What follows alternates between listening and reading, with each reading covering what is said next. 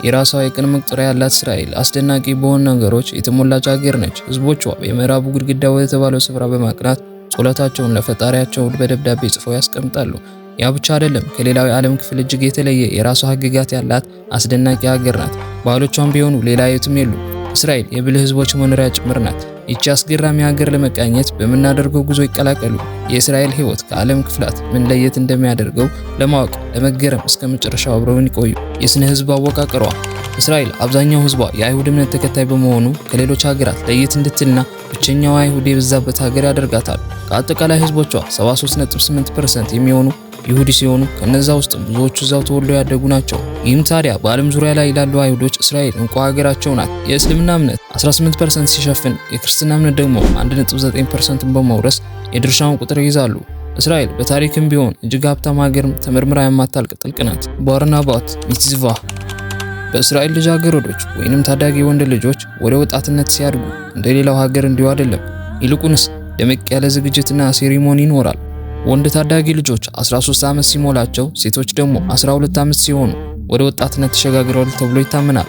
ሴሪሞኒ የሚካሄደው ልጆች የ13 ወይንም የ12 ዓመት ልደታቸውን ባከበሩ በመጀመሪያው የአይሁድ ሰንበት ሲሆን በዝግጅቱም ላይ ታዳጊዎች ሃይማኖታዊ አልባሳትን በመልበስ ከአይሁድ ቅዱስ መጽሐፍ ውስጥ ያነባሉ። ይህም ታዲያ እንደ ጸሎት ሲሆን በተጨማሪም ታዳጊዎች የገቡበት የወጣትነት ዘመን የሚመጣውን ደስታ ሆነ ሀዘን በጸጋ እንዲቀበሉ ቃል እየገቡ ነው። ከዚህም ታዲያ ቤተሰቦቻቸው ድል ያለ ድግስ ከወዳጅ ዘመድ ጋር ማዕድ በመጋራት የልጆቻቸውን ወጣት መሆን በደስታ ያከብራሉ። ይህ ታዲያ በተለያዩ የአይሁድ ማህበረሰብ የበዓሉ አከባበር በመጠኑም ቢሆን ለየት ይበል እንጂ ዝግጅቱ አይቀሬ ነው። ነገር ግን 12 ወይም 13 ዓመት ለመሆን አያደርስም በማለት ባህሉን የሚተቹ ሰዎችም አልታጡ። ወታደራዊ ባህሏ አይዲኤፍ ወይንም እስራኤል ዲፌንስ ፎርስ ባወጣው ህግ መሰረት በውትድርና ውስጥ ያሉ ሁሉም አገልጋዮች ከግዴታቸው ወይም ከተልኳቸው ውጪ ቢሆንም እንኳን መሳሪያቸው ወይንም ሽጉጥ እንዲይዙ ግድ ይላቸዋል። ወንዶች ሴቶችም ወታደሮች በረፍት ቀናቸው በመሆን ሽጉጥ ሊለያቸው አይገባም። በዚህም ሴቶች በኖርማል ልብስ ሆነው ወይንም በመዋኛም ልብስ ሆነው ሽጉጥ ይዘው ሊያዩ ይችላሉ። እስራኤል በተጨማሪም ከፍተኛ የጸጥታ አካል ያላት የዓለማችን ቀዳሚው ሀገር ናት። እናም አይዲኤፍ ወይንም እስራኤል መከላከያ ኃይል ሴት ወታደሮች በትጥቃቸው ሆነው ፎቶ በመነሳት ማህበራዊ ሚዲያ ላይ ልጥፎን እንዲያጋራ ያበረታታቸዋል። ይህም ሌሎች ሴቶች የመከላከያ ኃይልን እንዲቀላቀሉ መንገድ ይከፍታል። ታዲያ እነዚህ ሴቶች ባላቸው ቁርጠኝነት ዓለም ያወቃቸው ሲሆን እንደ አውሮፓውያኑ የዘመነ ቀመር 1962 ብቻ 500 የሚሆኑ የሴት ወታደሮችን በጦርነት ለሀገራቸው ሲሉ በክብር ተሰውተዋል። ዌስተርን ዌል ወይም የምዕራቡ ግድግዳ በቅድስቲቱ ከተማ በኢየሩሳሌም የሚገኘው የምዕራብ ግድግዳ እያለ የሚጠራው ስፍራ ለእስራኤል ብቻ አይደለም፣ በመላው ዓለም የሚገኙ ይሁዶች በሙሉ እጅግ ውድ ስፍራ ነው። ለሙስሊሞች መካ፣ ለክርስቲያኖች ደግሞ ኢየሩሳሌም ቅዱስ ስፍራቸው እንደሆነ ሁሉ ለአይሁዶች ደግሞ የምዕራቡ ግድግዳ ምትክ የለሽ ከፈጣሪያቸው ጋር የሚያገናኛቸው ቅዱስ ስፍራቸው ነው። ከ2000 ዓመታት በፊት የንጉሥ ቴዎድሮስ እንደተገነባ የሚነገርለት ይህ ቦታ ለአይሁዶች እምነት ማሳያ ነው። ሚሊዮኖች ከዓለም ዙሪያ ይህን ቅዱስ ስፍራ ለመጎብኘት በየዓመቱ ወደ እስራኤል ያቀናል። ጸሎታቸውን በግንቡ መሃል በሚገኘው ስንጥቆች ውስጥ ደብዳቤ በመጻፍ ውስጥ ያስቀምጣሉ። በዚህም ጸሎታቸው ወደ እግዚአብሔር እንደሚደርስ ሲናገሩ ይደመጣል። ይህ የምዕራብ ግድግዳ በሚጎበኝበት ወቅት የክብር ልብስ በመልበስ ራሳቸውን በቆብ በመሸፈን በአይሁድ እምነት ውስጥ የምዕራባዊ ግድግዳ እምነታቸው ምን ያህል ጠንካራ እንደሆነና ከታሪካቸው ጋር ያላቸውን ጥብቅ ቁርኝነት እንደሚያሳይ አጥኚዎች ሲናገሩ ይደመጣል። ቲፕ የመስጠት ልምዳቸው እስራኤል ውስጥ አብዛኛው ሬስቶራንትና ካፌዎች ለአስተናጋጆች መደበኛ ደሞዝ አይከፍሉም። ታዲያ እነዚህ አስተናጋጆች በምን ይኖራል ካሉ ደግሞ በደንበኞች ቲፕ ነው። ይግረማችሁና ካፌ ውስጥ ሬስቶራንት ውስጥ ተቀምጠው ሲወጡ ሁሌም ቢሆን ቲፕ ከማስቀመጥ ባሻገር የሚያስቀምጡትም ቲፕ የቢሉን ወይም የአጠቃላይ ክፍያውን ከ10 እስከ 15% ይሆናል። ነገር ግን አንዳንድ ጊዜ ቢል ሲመጣ የቲፑንም ወጪ አካቶ ስለሆነ ተጨማሪ ለመክፈል ቢሉን በደንብ መመልከት ሊኖርበት ይችላል። ይህ አስገራሚ ባህላቸው ትንግርትን የሚጭር ቢመስልም ነገር ግን ምን ማድረግ ይቻላል? ቲፕ በእስራኤል ልምድ ነው። ዲድ ሲ ወይም ደግሞ ሙት ባህር እስራኤል ውስጥ ከሚጎበኙ ብዙ ቦታዎች ውስጥ አንዱና ቀዳሚ ሙት ባህር ነው ብንል ማጋነን አይሆንብንም። ነገር ግን ሙት ባህር እጅግ አደገኛ መሆኑን መርሳት የለብንም። ሙት ባህር ባለው ከፍተኛ የጨው ክምችቶች ቆዳን ዘልቆ በመግባት ውስጣዊ የሰውነት አካላችንም ላይ ጉዳት የማድረስ አቅም አለው። ስለዚህም ወደዚህ ስፍራ ሲያቀኑ ሰውነታችን ላይ ያሉ ፀጉሮችን መላጨት ወይንም ማንሳት አይመከርም። ባህር ዳርቻ ላይ በባዶ እግር ሆኖ ዘና እያሉ መራመድ ደስ የሚያሰኝ ቢሆንም የሙት ባህር ዳርቻ ላይ ግን ሊሞከር አይገባም። የባህሩ ዳርቻ ላይ የሚገኙ ትናንሽ የጨው አሸዋዎች ምን ያክል እንኳን ትንሽ ቢሆንም እጅግ ሰላታማ በመሆናቸው ቆዳን በስተው የመግባት አቅም አላቸው። ስለዚህ ጫማን ማድረግ ይመከራል። እዚህ ቦታ ላይ ሆኖ አይንን በእጅ ማሸት ራሱ ቀላል የማይባል ጉዳት ያስከትላል።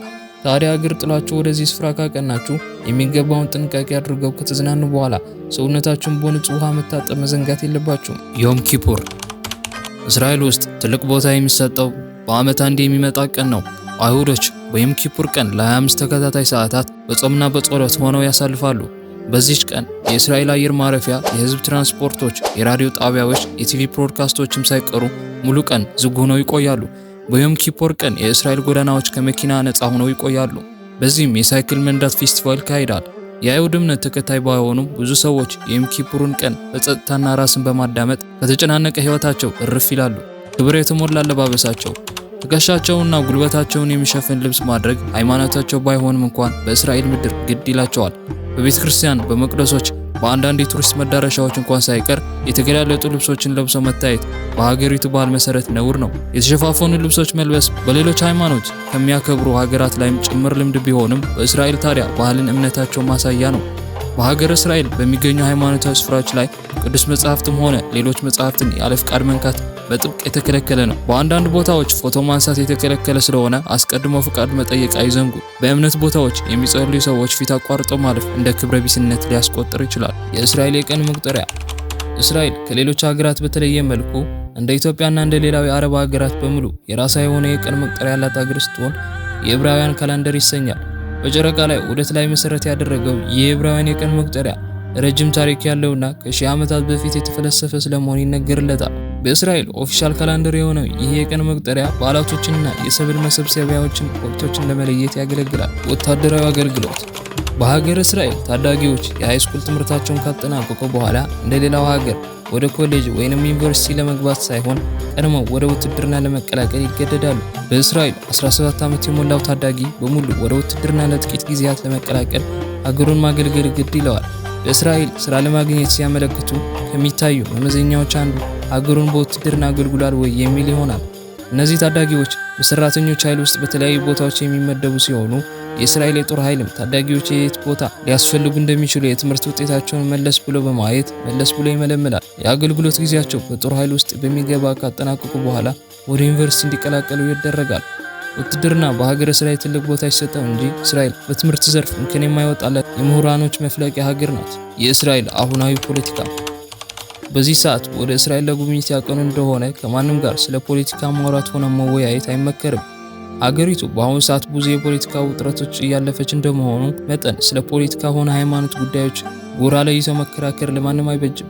ይልቁንስ ጉዳዩ ወደ ለየለት በቀላሉ ወደማይፈታ ችግር ሊያመራው ይችላል። ስለዚህ ሰላማዊ በሆነ መልኩ ጉብኝቱን አጠናቀው መጨረስ በዚህ ሰዓት ብቸኛው ምርጫ ነው። ውድ ተከታታዮች፣ በዛሬው ቪዲዮአችን በቆዳ ስፋታቸው እጅግ ጠባብ ሆነው ዓለም ላይ እጅግን ተጽዕኖ ፈጣሪ ከሆኑት ሀገራት መካከል የሆነችውን አስደናቂዋን እስራኤል ተመለከትን። ታዲያ ይህ ቪዲዮ አስገራሚ ብዙዎች ጋር ቢደርስ መልካም ነው ብለው ካሰቡ እናም ከወደዱት ላይክ ማድረጉን አይዘንጉ።